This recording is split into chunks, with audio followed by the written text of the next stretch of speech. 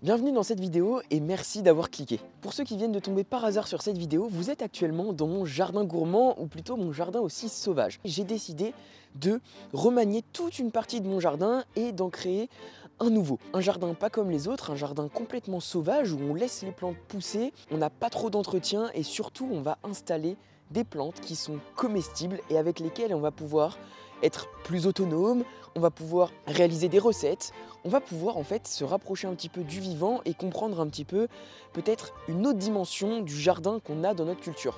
Donc évidemment, si vous avez cliqué sur cette vidéo, c'est que vous avez vu la petite miniature où on va créer une mare. Et effectivement, dans cette vidéo, on va créer une petite mare à peu près naturelle. Vous allez voir qu'on a eu quelques petits soucis dans cette vidéo. J'ai vraiment hâte de vous montrer un petit peu toute la construction, toutes les petites étapes qui sont passées. C'est vraiment ultra intéressant. Je vais vous expliquer tout au long de la vidéo un petit peu pourquoi c'est intéressant d'avoir une mare, quels sont ses avantages, comment je m'y suis pris, qu'est-ce que j'aurais pu faire de mieux, tout ça. Je suis un peu excité, j'avoue, ça va être trop cool. Donc allez, venez, je vous emmène voir la mare et commencer directement. Bah moi je vais creuser en fait, et c'est la plus grosse étape aujourd'hui. On va commencer par faire les délimitations. Ça fait je pense un mois qu'il fait que de pleuvoir quasiment. Le mois d'octobre il a été un truc de fou. Donc là on va pas du tout avoir de soucis pour creuser je pense. Par contre avec ma pelle je pense que ça va être méga long. Je vais prendre mon temps, je suis en vacances. Je vais faire ça tranquillement. Et de toute façon c'est pas une mare énorme. Donc l'idée, je vais peut-être vous faire un petit schéma. Ouais le terrain descend légèrement comme ça en fait. En fait, il descend vraiment par là et il descend comme ça en fait. Donc comme ça et en même temps comme ça. Là-bas, c'est plus bas qu'ici. Sauf que là-bas, on a des fosses, donc je peux pas mettre la zone humide là-bas. Pourtant, ça aurait été le plus intelligent parce que c'est dans le point le plus bas. Mais nous, pour rattraper ça entre guillemets, on va faire une petite pente qui amène vers le bassin.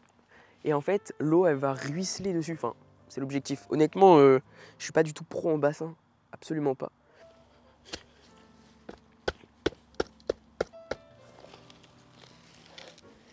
Donc là on a une motte, et on peut regarder comment est constitué mon sol. Je vais venir vous chercher pour vous montrer. Ça c'est ma motte. Donc là j'ai ma végétation, donc mes petites plantes, mes petites herbacées. Ce qui est intéressant c'est plutôt au niveau du sol. On peut voir que on a un sol déjà qui est assez compact mais en même temps, on peut voir direct, très argileux. Bah ça c'était sûr et certain. Je le savais déjà ça de toute façon. Ce qu'on peut voir c'est qu'il y a beaucoup de vers de terre. Il y a 2 vers de terre qui sont là. Voilà, bon là on voit bien quand même. Là on peut voir qu'il y a un ver de terre, donc ça c'est bon signe. Mais ce que je voulais vous montrer, c'est plutôt au niveau de la couleur de la terre. Donc en fait, quand on regarde cette couleur, elle est beaucoup plus claire que la couleur qu'il y a sur le dessus par exemple. Regardez, on voit vraiment bien la différence de couleur. Alors je sais pas si à la caméra ça se voit. Et en gros ça montre que on a plus de matière organique en haut qu'en bas. Après bon, il n'y a pas une grande couche de matière organique, ce qui est normal, puisque c'est un sol très jeune. Et qui a subi beaucoup de perturbations. Donc forcément on n'a pas beaucoup de matière organique.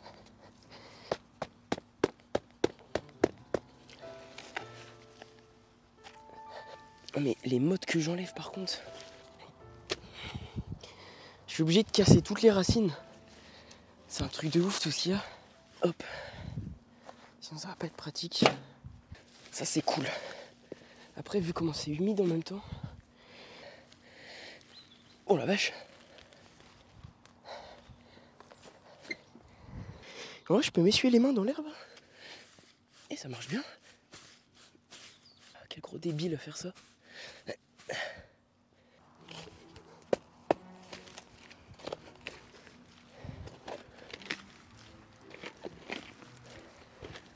Ah là, on a une texture complètement argileuse là. Donc ça, c'est cool.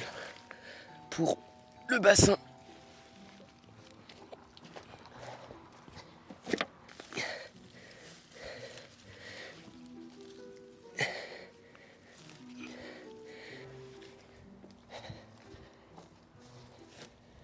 Je vais marcher exactement là où j'ai fait les trous. En gros, ça fait comme ça. En fait, ça va être le contour de la mare, tout simplement. Ça fait comme ça, comme ça, comme ça, comme ça, comme ça, comme ça. Bon, j'ai un peu l'air d'un con. Comme ça, comme ça, comme ça. Et en fait, on va essayer de faire venir une pente comme ça. Parce qu'en fait, ici, on est légèrement en pente, c'est léger. Pareil là-bas, c'est un petit peu plus haut. Du coup, on va essayer de venir mettre une plante comme ça et à la fois comme ça. Donc le coin le plus profond sera ici. Et on le voit direct là, on voit déjà qu'il y a plus de profondeur, le déni. Je suis fatigué. Oh, tiens, je viens de voir une plante qui est hyper toxique. Je vais vous montrer ça. Putain, je sais plus le nom de cette plante en plus. En fait, j'ai fait une petite formation sur les plantes comestibles. Et si vous voyez cette plante-là, bah faut surtout pas la manger. On peut la confondre avec des rumex, donc tout ce qui est rumex acetosa, et il y en a d'autres aussi. Ah, bref, j'avais même pas vu que ça poussait là. C'est ça qui est cool, c'est qu'on voit des plantes qui des fois apparaissent comme ça. Bah là, il y en a, ouais, elle est là-bas. Vous allez me voir apparaître un petit peu comme ça de temps en temps dans la vidéo. Je vais apparaître à des moments où je vais avoir besoin de vous expliquer quelques petits trucs en plus. Donc l'objectif principal de créer cette mare, c'est une étape assez importante dans le jardin gourmand. Cette étape, elle est importante parce qu'en fait, elle va nous permettre de créer un point d'eau. Donc c'est hyper important déjà pour tout ce qui est faune, oiseaux, rongeurs, amphibiens. On va amener un lieu artificiel qui va leur permettre de se reproduire, mais aussi d'avoir un vrai habitat toute l'année. Et donc de ramener des nouveaux habitants dans le jardin tout simplement. Et puis la mare, elle va aussi avoir de gros avantages sur tout ce qui est zone humide, au niveau des plantes qui vont s'y développer. On va ramener en fait un microclimat. J'abuse un petit peu sur le mot microclimat parce qu'en fait tout ce jardin c'est un petit peu théorique on va dire. Le but, je sais très bien qu'à cette échelle-là, on a quoi? On a 200 mètres carrés. À cette échelle-là, 200 mètres carrés, on ne peut pas faire grand-chose. L'idée c'est de montrer un petit peu différents trucs. Bref, ça va créer une zone un peu plus humide avec des plantes qui vont se développer, qui vont avoir besoin de plus d'humidité, avec un sol qui va être plus humide. Ça va entraîner des mouvements écologiques, on va dire, ramener de nouvelles espèces, ramener de nouveaux oiseaux, etc. C'est un peu difficile à expliquer parce que c'est quand même assez complexe et surtout que moi je ne maîtrise pas à 100% le sujet. Justement, le but c'est d'avancer un petit peu dans cette aventure. Donc forcément, la première étape quand on veut créer une mare, c'est creuser un trou. Jour 2 pour la création de la mare. En vrai là, j'ai un peu la flemme. On est dimanche, il est genre à peine 10h, mais il n'y a pas de vent, il fait trop bon. En vrai c'est grave agréable. Moi j'aime bien les temps comme ça, un peu automnal. C'est plutôt pas mal.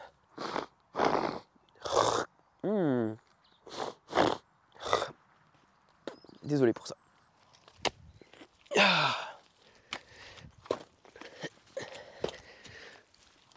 Là, matez ça. Hop. Qu'est-ce que je voulais dire? Ouais, on a rempli une brouette bien comme il faut. Donc je vais aller l'emmener à l'autre bout du jardin. Le problème, c'est que en fait, le manche, si vous voulez, le manche, il est plein de terre. Et en fait, quand je le prends, j'ai les mains qui glissent de ouf. Parce que j'ai les mains trempées forcément, plein de boue. Et en fait, j'ai plus d'adhérence. Ça, c'est trop chiant par contre. Imagine, j'arrive pas à le soulever le truc. Oh la vache! Je suis pas assez costaud pour ça. Allez! Ah, c'est bon. J'ai pris de l'élan. Oh, j'ai fait une casse à la gueule.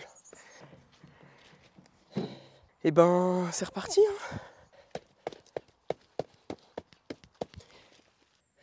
Putain, j'avais appris à différencier les vers de terre l'année dernière. Putain, j'ai tout oublié.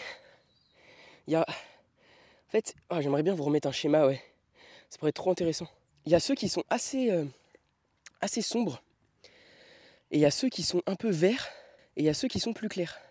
Mais en gros, il y en a qui vont avoir des rôles bien spécifiques et bien différents. C'est-à-dire qu'il y en a, ils vont plus aller creuser très en profondeur et revenir et faire que des allers-retours comme ça pour aérer le sol plutôt en profondeur. Il y en a qui vont le faire plutôt que des allers-retours comme ça, mais du coup pas sur la profondeur, plutôt sur la partie basse du sol. Et les autres, je sais plus ce qu'ils font, mais en gros chacun a un peu ses particularités, donc ils sont vraiment hyper importants les différentes espèces de vers de terre. Je crois qu'il y en a pas mal. Je me rappelle des épigées. Putain, j'ai oublié les autres quoi.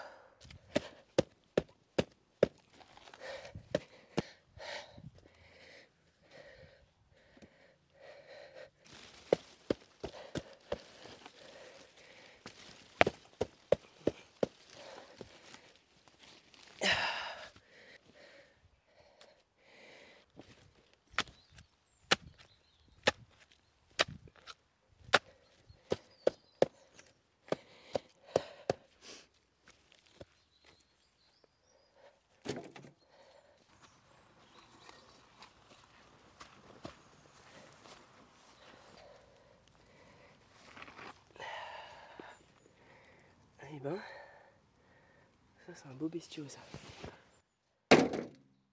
Là, il y a une zone très orangée, très rouge, mais en même temps blanche. Et si je dis pas de bêtises, s'il y a des gens qui s'y connaissent, n'hésitez pas à me reprendre. Mais en gros, quand il y a des zones rouges comme ça veut dire qu'il y a de l'oxydation dans le sol. En fait, c'est de l'oxydation de fer. Donc ça veut dire qu'il y a du fer. Mais que ça veut dire surtout qu'il y a de la présence d'eau. Mais de la présence d'eau pendant un long moment. Ça veut dire qu'en gros, ici, on a un endroit où il y a de l'eau qui stagne. Ça veut dire que l'eau met du temps en fait à s'enfoncer en profondeur. Normalement, si je dis pas de bêtises, ça veut dire ça. Après, s'il y a des experts qui peuvent donner plus de détails, c'est avec plaisir. Oh, ah ouais, là on a un mastodonte. Oh, j'ai plus de force, laisse tomber. Je n'ai plus de force. Là, on voit pas, je pense, de la cam. Mais en gros, ça, c'est le point le plus bas quand même. On est qu'à 50. Ouais, non, allez, on est à 50, 52. Bon, on est jour 3 et il est 11h15 et on va encore creuser. Il n'y a pas trop de choix là. J'ai un peu la flemme parce que en vrai c'est grave épuisant et surtout, non en vrai non, faut juste que je creuse, c'est tout. Je sais pas pourquoi je discute. Hein. Là en gros le point le plus profond il est qu'à 50 cm. L'idée ce serait quand même qu'on essaye de creuser jusqu'à, je dirais 60-70 cm.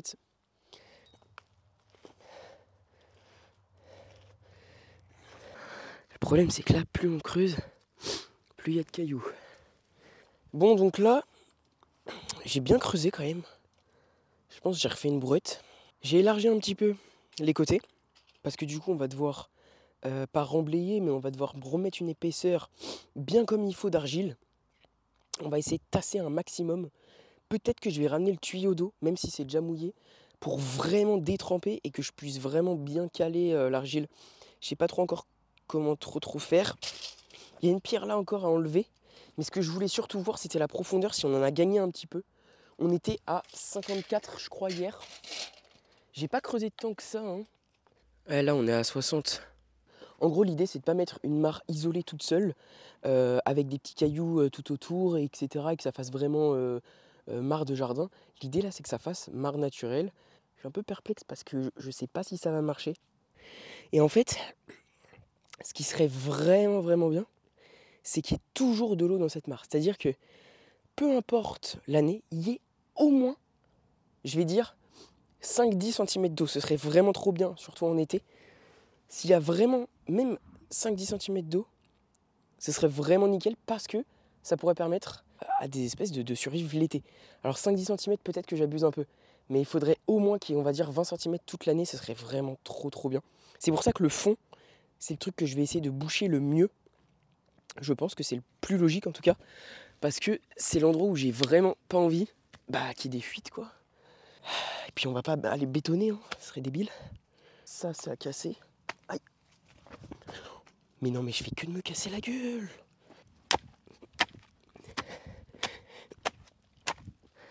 Je sais pas si je pense que je vais mouiller. Hein. Je vais mouiller pour que ça colle bien comme il faut. Et puis après on va venir tasser comme des oufs. En gros on serait à 630 litres à peu près. C'est vraiment une estimation. Hein. J'ai fait un rectangle que j'ai clairement réduit. J'ai essayé de réduire au max. En gros on a entre 600. En vrai c'est hyper... ma fourchette elle est nulle à chier. Mais en gros j'ai entre 600 et 700 litres quoi. C'est le moment de mettre de l'eau et de mettre de la couche d'argile.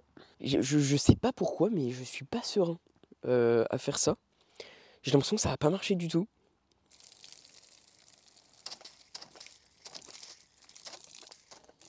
Oh là, le tuyau, qu'est-ce qui se passe? Bon, je pense qu'il faut peut-être pas en mettre trop non plus. Donc là, première étape. En fait, partout, on va tasser comme ça à la main. Maintenant, l'idée c'était de savoir un petit peu qu'est-ce que je voulais. Et moi, ce que je voulais au départ, c'était avoir une mare naturelle. Donc quand je parle d'une mare naturelle, je parle d'une mare où on va pas avoir de béton, on va pas avoir de bâche. En fait, on va juste garder l'eau grâce au sol de base. C'est-à-dire ici, moi j'ai un sol argileux. Donc j'ai tenté de faire ça. Vous allez voir que dans la vidéo, ça s'est pas passé exactement comme prévu, d'où le titre où on a eu quelques complications, mais c'est pas grave, ça fait partie aussi du jeu. Donc ce que je vous propose, c'est que tout de suite, en fait, je vous montre un petit peu ce qui s'est passé. Non mais attends, il faut que je vous filme ça parce que là c'est ouf. Ça marche trop bien. Alors je sais pas si l'eau va rester, mais en tout cas ce qui est sûr c'est que la terre est très argileuse, ça c'est cool. Donc ça c'est pas mal. Et là en fait, on vient taper un peu comme des abrutis en vrai.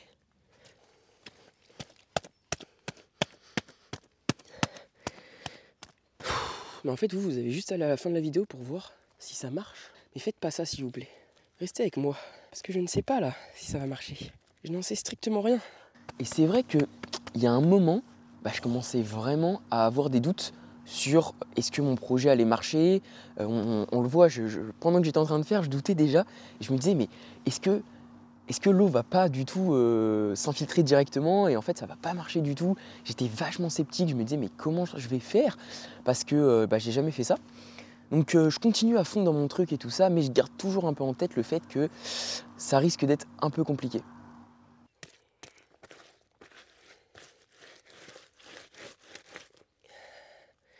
Là il y a un caillou.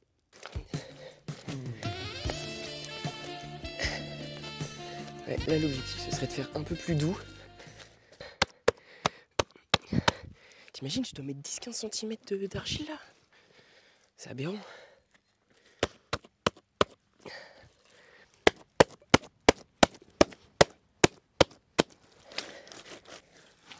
Franchement, je pensais pas que ça allait marcher aussi bien. Alors là, après maintenant, ça dit pas que l'eau va rester. Ça c'est sûr. On a vraiment cette texture d'argile quoi. Non mais c'est un truc de fou. En gros, toute cette partie, on l'a quand même bien travaillée. Là, il y a une partie à retravailler sur la montée de l'autre côté.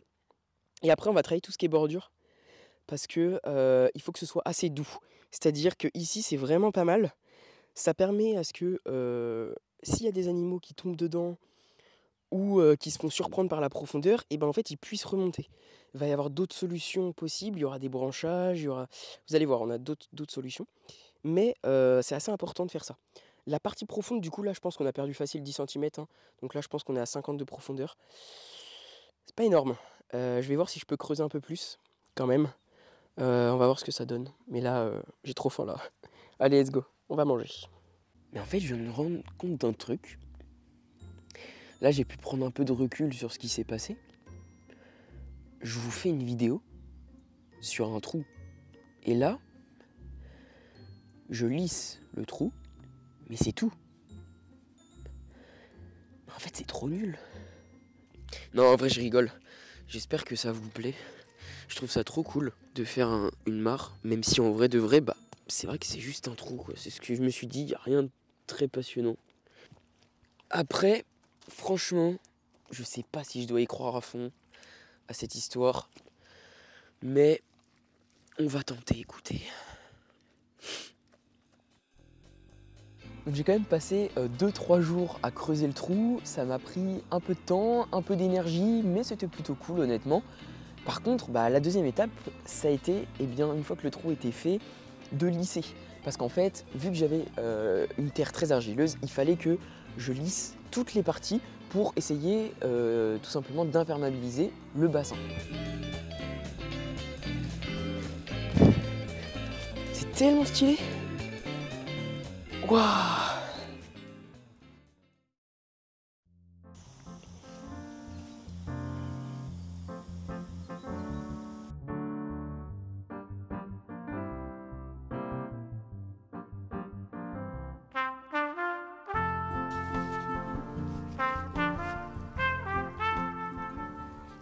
Donc forcément là, on arrive au moment du remplissage.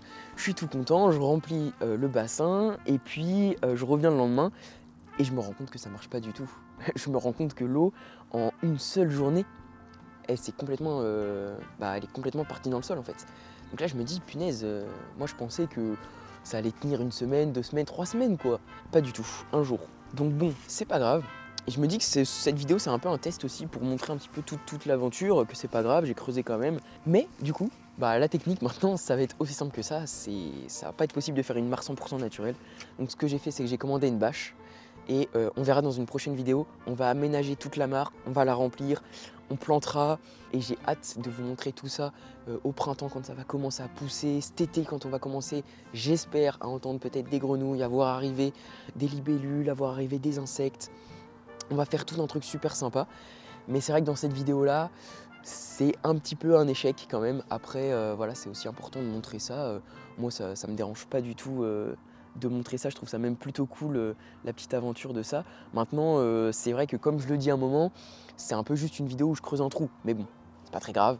Voilà, ça fait aussi partie du jeu. Donc moi je suis toujours hyper content de vous partager un peu ce jardin sauvage. Pour l'instant on en est au tout début, il n'y a pas grand chose. Là j'ai une bonne nouvelle, c'est que dans 2-3 jours je vais acheter les premières espèces comestibles que je vais planter dans le jardin. Et vous allez voir, j'ai un peu concocté une petite liste. Normalement on devrait avoir des espèces comestibles qui sont vraiment très cool, qui sont quand même assez originales et qui j'espère d'ici quelques années pourra nous concocter des petites recettes plutôt sympas, ça peut être plutôt cool. Et moi je vous dis à la prochaine dans une autre vidéo où on essaiera d'avancer dans ce jardin sauvage.